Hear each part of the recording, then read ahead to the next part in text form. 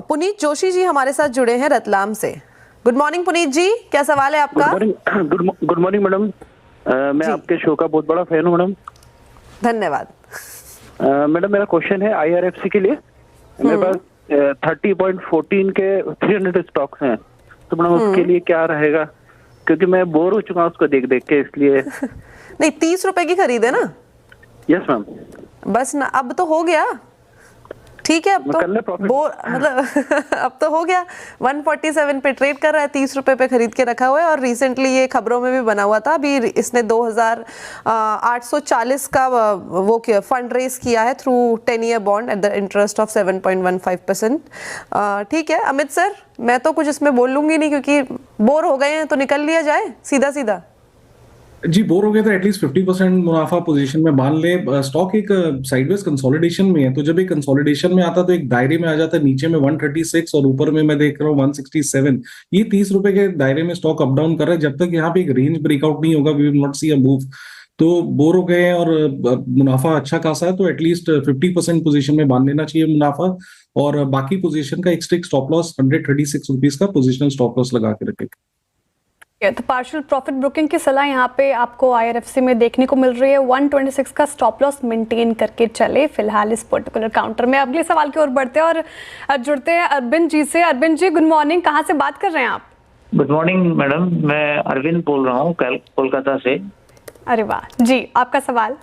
जी मेरा सवाल ये है कि मुझे अदानी ग्रीन लिया हुआ है 1426 के भाव पे 50 शेयर्स, और टाटा इन्वेस्टमेंट कॉर्प लिया हुआ है 64 शेयर्स 8000 के भाव पे, सुदर्शन केमिकल 79 शेयर्स 1224 के भाव पे, और आर्काडे डेवलपर्स 600 शेयर 188 के भाव। पोर्टफोलियो ही पूरा स्कैन करवाएंगे लग रहा है आप आज। मैम खैर आपका सवाल फंसा हुआ हूँ, आप मुझे थोड़ा सा गाइड करिए प्लीज। ठीक है, बिल्कुल बिल्कुल। अडानी ग्रीन से शुरुआत करते हैं आपके सवाल की। अडानी ग्रीन इन्होंने 50 शेयर्स लेकर 1426 के भाव पे, अभी तो 1068 के लेवल पर कामकाज करता।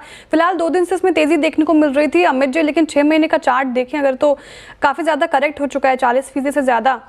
वही इस साल में अब तक इसने भी नेगेटिव रिटर्न दिया है, 33% से ज्यादा टूटा है। काफी लोग फंसते हैं अडानी ग्रुप के स्टॉक्स में, स्पेशली इस वाले पर्टिकुलर काउंटर में क्या सलाह रहेगी इनको? यहाँ पे स्ट्रक्चर तो डेफिनेटली खराब है। कोई भी पुल बैक आता है स्टॉक में तो सस्टेन नहीं करता है, और उसके बाद हम 2 से 3 दिनों के पुल बैक के बाद देखते हैं कि स्टॉक वापस थोड़ा स्लाइड करना शुरू कर देता है। थोड़ा सा न्यूज बेस्ड स्टॉक है, तो इसीलिए थोड़ी सी दिक्कतें बढ़ जाती है यहाँ पे। फिलहाल हमने ये देखा है डाउन ट्रेंड में जरूर है, बट एक इसने स्टॉक में होल्ड करने की कोशिश की है 1020 के लेवल में। अगर 1020 टूटता है तो फर्दर डाउनसाइड यहाँ पे देखेंगे। तो पोजीशन यहाँ पे है और इन्होंने स्टॉप लॉस लगाया नहीं है, तो 1020 का एक स्ट्रिक्ट स्टॉप लॉस लगाए, वो टूटता है तो दिक्कतें बढ़ेंगी। 1020 का स्ट्रिक्ट स्टॉप लॉस लगा के चलिए, आपको हिदायत है, क्योंकि स्टॉप लॉस मेंटेन नहीं किया था। एक और सवाल लेते हैं, टाटा इन्वेस्टमेंट पे सवाल लेते हैं। इस पे भी ये इन्होंने अपनी अच्छी खासी पोजीशन बना रखी है, क्या करना चाहिए सर टाटा इन्वेस्टमेंट में? इन्वेस्ट में होल्ड करने की सलाह है। स्टॉक एक अच्छे खासे कंसोलिडेशन में है, 6400 ऑन द डाउन साइड, और ऊपर में 7300 के भाव जब भी आते हैं तो वहां पे एक रिजेक्शन देखते हैं। अब ये कब कंसोलिडेशन रिजॉल्व होगा, that is very difficult to say. In the meanwhile अगर आपकी पोजीशन है तो एक स्ट्रिक्ट स्टॉप लॉस 6600 का लगा के रखें यहाँ पे। ओके, तो ये थी राय टाटा इन्वेस्टमेंट पे। रोहन जी पूछ रहे हैं MCX के ऊपर, और ये पर्टिकुलर काउंटर देखें अमित जी आप, तो एक्सचेंजेस वाले स्टॉक ने अच्छा खासा रिटर्न कमा कर दिया है अपने निवेशकों को। एक साल में इसने, इस साल में अब तक इनफैक्ट 100 से ज़्यादा रिटर्न दिया है, 100% से ज़्यादा रिटर्न। वही 6 महीने में देखें इसने तो 65% से ज़्यादा का रिटर्न अपने इन्वेस्टर्स और ट्रेडर्स को कमा कर दिया है। क्या करना चाहिए ऐसे वाले स्टॉक्स में? जी, अगर इसका लॉन्ग टर्म स्ट्रक्चर देखें तो काफी बेहतरीन स्ट्रक्चर है।